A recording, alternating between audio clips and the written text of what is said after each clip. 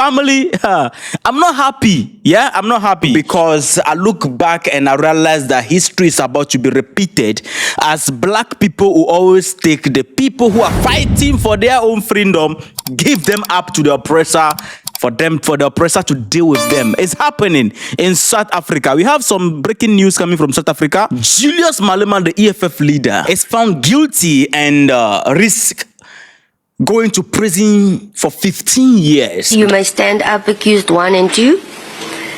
Accused 1, in respect of counts 1, 2, 3, 4, and 5, you are found guilty as charged. Yes, that is what is on table right now, lovely family. I'm not happy at all. This has always been the case. Freedom fighters will always be persecuted. It's a breaking news coming from South Africa, and this one has captured global headlines.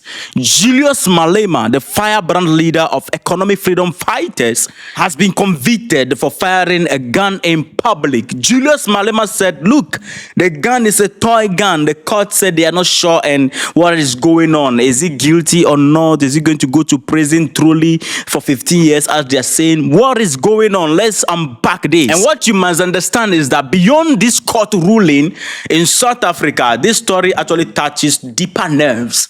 It's about race, land, justice, and revolution in Africa. So let's unpack this conversation, what it really means, and if this is truly about justice or persecution, then we'll find out today. At the end of this video, you will understand whether Julius Malema is a criminal who crossed the line or a revolutionary being targeted for daring to challenge the old system. So let's find out, lovely people. In 2018, a video went viral showing Julius Malema firing a semi-automatic rifle into the air during the EFF's 5th anniversary celebration in Eastern Cape. This is according to the update and things that went on. So the footage show him shooting 14 to 15 live rounds before a massive crowd, over 20,000 supporters. And in some videos, lovely people, I saw Julius Malema presented a toy gun to the judge, making them understand that it's not a real gun. So I don't know how they end up finding him guilty if it is truly a toy gun. No, so this week, South Africa's regional court declared Malema guilty of 5 charges. The first one is unlawful possession of firearm, unlawful possession of ammunition, discharging of firearm in public, reckless endangerment, and violating the Firearm Control Act. And family, each of these carries a minimum sentence of 15 years in prison. Now, Julius Malema was not the only one accused and put before the court. His bodyguard, whose name is Andrian, who was also accused along him, was acquitted. He is not found guilty. And the interesting part of the conversation is that it took the magistrate 3 solid days to deliberate before announcing to Malema or the court that you are guilty as charged. It took them 3 days. So currently the case has now been postponed to January 2026 for pre-sentencing. Now for Julius Malema in all these things, his conviction is not a defeat. Standing at the courthouse, he told the supporters that going to prison or death is a badge of honor, and we cannot, as revolutionaries, be scared of prison or to die for the revolution. Whatever they want to do, they must know we will never retreat. Julius Malema. As a revolutionary, going to prison or death is a badge of honor. We cannot be scared of prison. We cannot be scared to die for the revolution. So whatever they want to do, they must know we will never retreat from the ideas and the 7 cardinal pillars of the EFF. And the sign of those is to expropriate land without compensation. And that is not all, lovely people. Malema has vowed to appeal the ruling all the way to South Africa's constitutional court. So comrades, you must not be deterred. We live here highly determined. We are going to fight this up until the constitutional court. We are coming on the 23rd of January for sentencing, and after sentencing we will immediately put an appeal so that we can go to the higher court, because we think a judgment is faulty. The strategy has always been, you must try to charge Malema with everything. So we are hoping that through the appealing, all these things will be over and Malema will not go to prison for us. And let me say this, I think this is the time for Pan-Africans all over the world to stand with Julius Malema. We cannot allow this to happen. So we are hoping that if Julius Malema appeal and whatever it is, maybe the case to turn the other way. Now, this is not the first time Julius Malema has faced legal battles.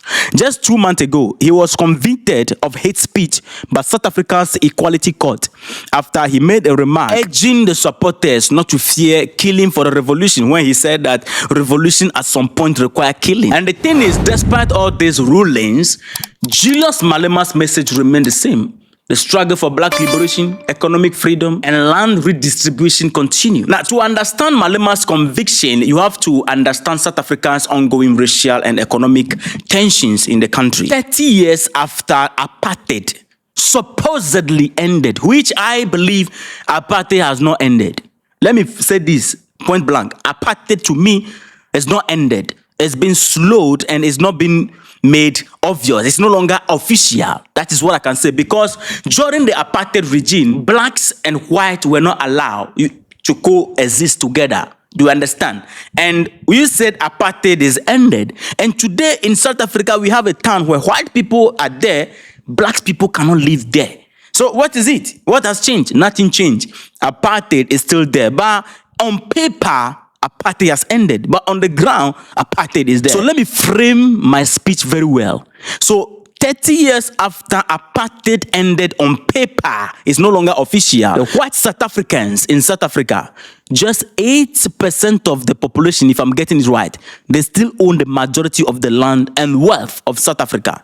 Malema has been the one of the loudest voices calling for the land expropriation without compensation, demanding that land owned by white farmers be seized and returned to black South Africans. And let me announce this to you, lovely people. The same people that Julius Malema is fighting for, some black people, they are against him. Some of the black people are against Julius Malema. They are happy that Malema is going to, or Malema will go to prison. They are anticipating, hoping that Malema will go to prison. A black man, your own brother, who is fighting for your freedom. It has always been like this. That is the sad part of the conversation. But we'll get there. Right now, the case against Julius Malema has been activated by Africana lobby group, AfriForum. They are very happy right now.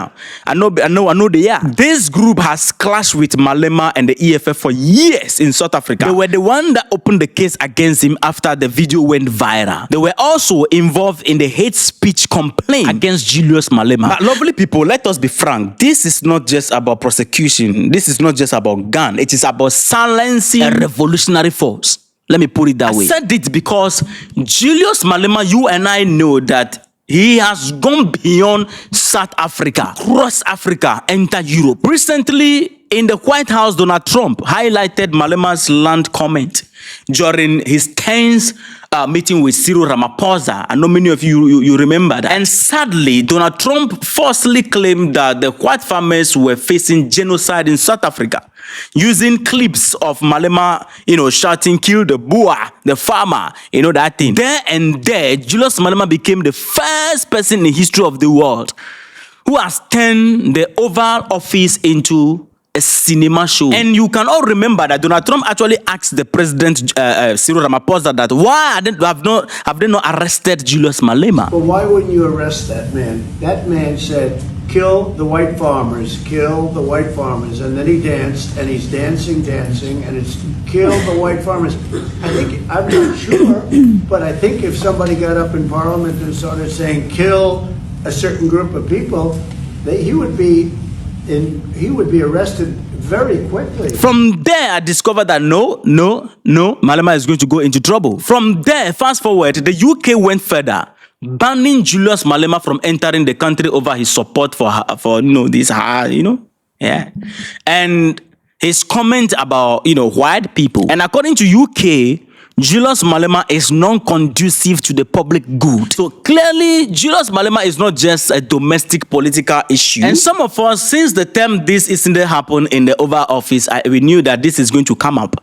Julius Malema is going to go into trouble. very soon. And listen, let me tell you, Julius Malema is facing these things because he represents a generation of African leaders who refuse to play by the old rules. Julius Malema is not somebody that polishes words. Like, he goes straight to the point. Julius Malema is somebody who speaks raw, unpolished, and at times you look at it as controversial, but it is not controversial. He's just being plain. Julius Malema is the only person in South Africa that speaks to the real inequality that remains unresolved after colonialism and apartheid in South Africa. So the question is, does Malema's conviction represent justice being served or the system trying to protect itself? For you to know the answer, let me make you understand something. Don't be fooled, yeah? For us Africans as a whole, this story of Julius Malema is a reminder of how revolutionary voices are often criminalized in Africa. From Thomas Sankara to Patrice Lumumba to countless others. When leaders dare to challenge entrenched power structure, the system they are fighting often strike back hard. But that is not the problem. The problem is that not only the system, but the people they are fighting for give them up. The people often give them up, stand by the enemy against their own people, fighting for them.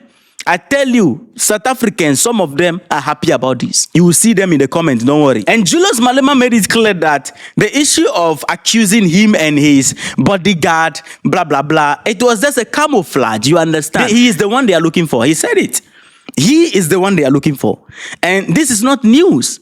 It has always been like this. And the people who were on the case of Julius Malema, these people, Julius Malema's words is against the privileges they are enjoying in South Africa.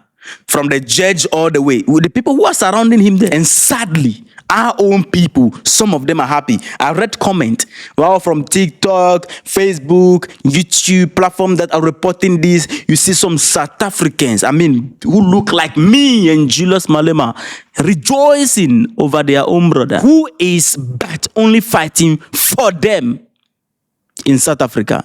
My lovely people, the thoughts are not the same. Drop your thoughts in the comment section. What do you think about this? In next episode regarding this, we'll pull out more details. But currently, this is the news up there right now. Julius Malema found guilty. We are looking forward to see what will come up next. See you in the next episode. Respect.